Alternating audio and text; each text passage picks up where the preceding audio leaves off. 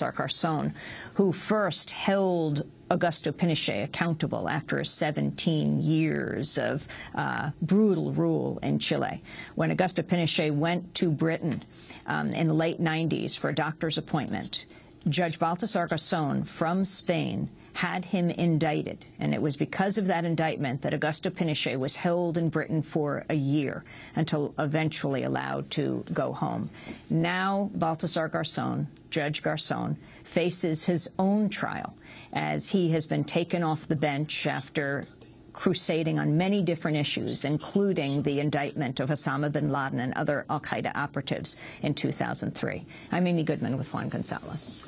Well, Judge Garzon, I'd like to ask you about another case that you were involved with, which was the investigation of the dirty war that occurred against Basque separatists under a socialist government, the government of Felipe González in Spain. And many say that you were responsible for the fall of that government as a result of what you uncovered.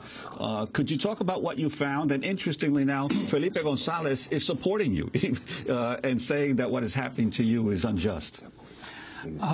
Yo creo que nunca sería culpa mía la pérdida de unas elecciones, sino de que los ciudadanos han decidido no apoyar a esa opción política. I would never be responsible for an electoral loss that is due to the citizens who voted. Lo que yo hice fue investigar crímenes cometidos contra personas a las que se acusaba de terrorismo. What I did was simply investigate accusations of persecution against people accused of terrorism. Los límites del Estado de Derecho no pueden rebasarse por nadie, porque la ley es igual para todos. Right. The state of law is equal for all people. It cannot depend on electoral politics. Varios altos responsables del gobierno socialista de la época resultaron implicados y el Tribunal Supremo les condenó.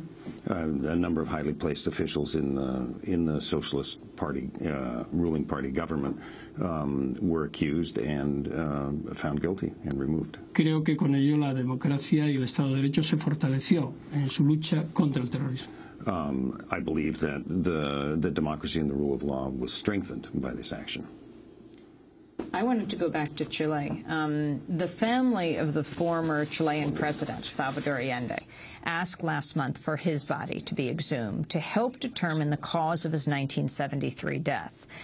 President Allende was overthrown in a U.S.-backed coup September 11, 1973. The official cause of death on that day in the palace was listed as suicide, but it's long been speculated he was assassinated by the forces of General Augusto Pinochet.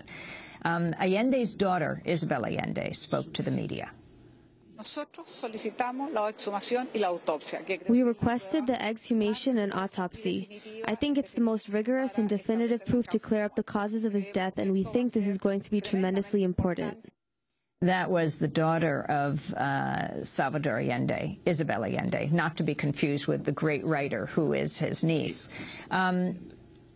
What do you say about the calling for the exhumation and the investigation of whether this was assassination or whether he took his own life as the Augusto Pinochet forces moved into the palace?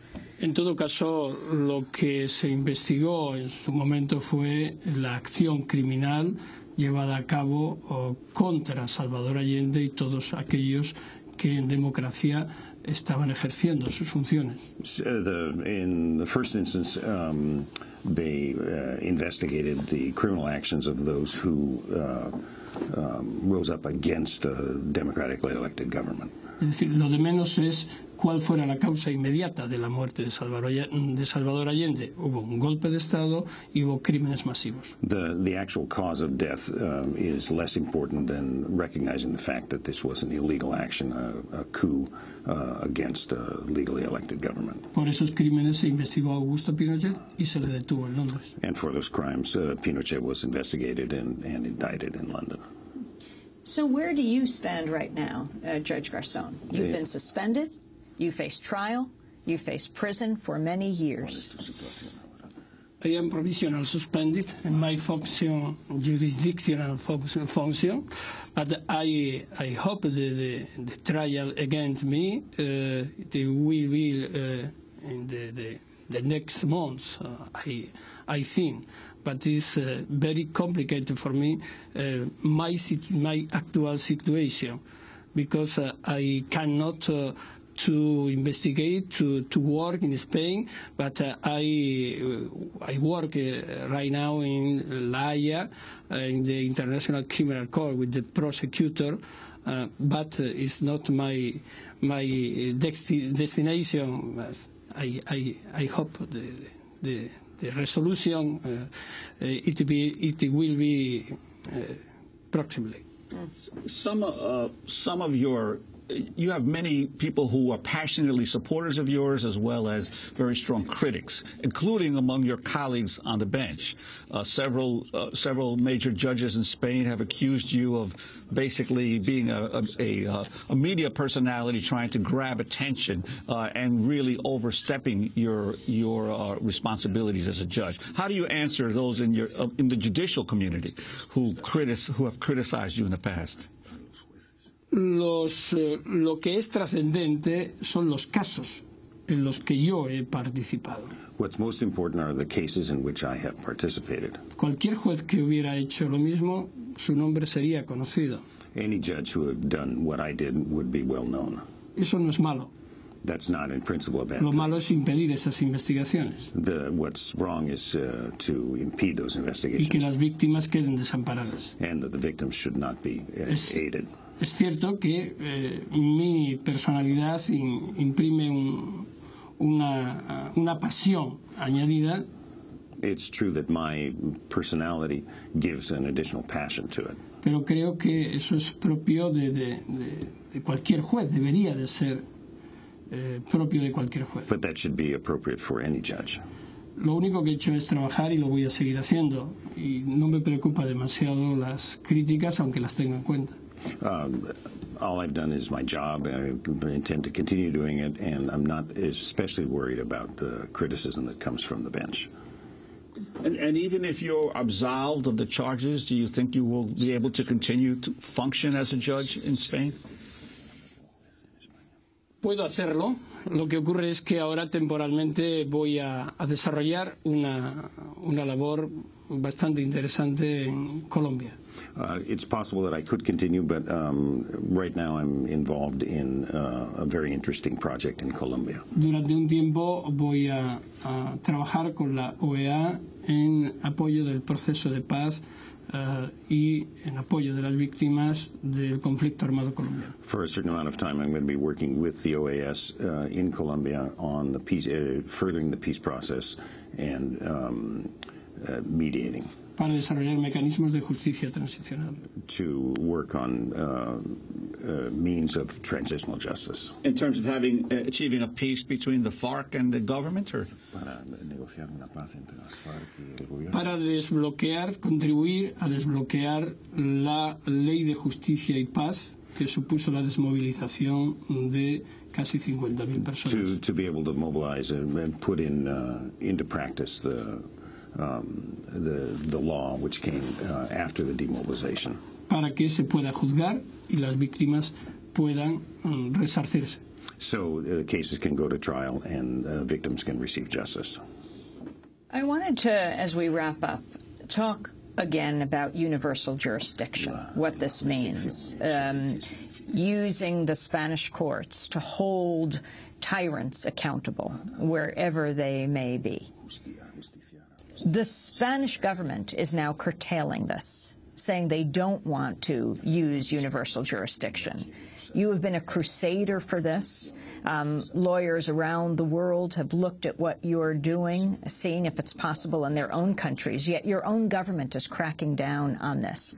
Will you be able, if you are cleared of all the charges and can go back to work, to continue to hold international torturers, tyrants accountable?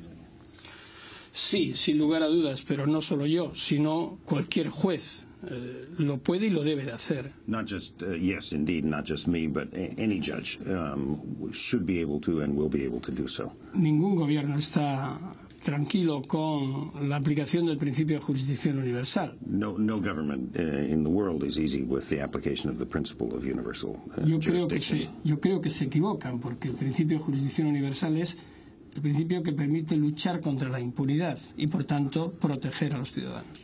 It's a mistake. I believe it's a mistake because the principle of universal jurisdiction allows the fight against impunity to move forward. Y de alguna forma es el escenario final cuando el propio país no quiere investigar o no puede investigar. It's the final scenario when the country itself is not willing to investigate these crimes. Any government. Were you surprised by some of the WikiLeaks revelations that indicated an extraordinary degree of pressure by the United States government on the judiciary and the government of Spain on cases affecting the United States? Sí me sorprendió. Yes, it did surprise me. Pero el que quiere que lo presionen, le presionan. Si te niegas a la presión no vale. Those who are susceptible to being pressured will be pressured, and if not, the pressure is meaningless. En este caso, la justicia mantuvo su situación y el propio tribunal ha confirmado mi decisión. In this case, the justice system in Spain, specifically with regard to Guantanamo, stood fast. We have just 10 seconds. 10 Short segundos. answer. Your assessment of the wars in Iraq and Afghanistan. Irak y Afganistán, tu juicio, tu aseso. En la guerra de Irak, que fue una guerra ilegal, una guerra injusta. The war in Iraq was an unjust and illegal war. Y creo que la acción en Afganistán, estando hoy día justificada, se tardó mucho tiempo en comprobar que además había otros temas pendientes. And the war in Afghanistan, which has been conducted properly until now, there are many other things that still need to be revealed. Judge Baltasar Garzon, thank you so much for being with us. I'm Amy Goodman with Juan Gonzalez.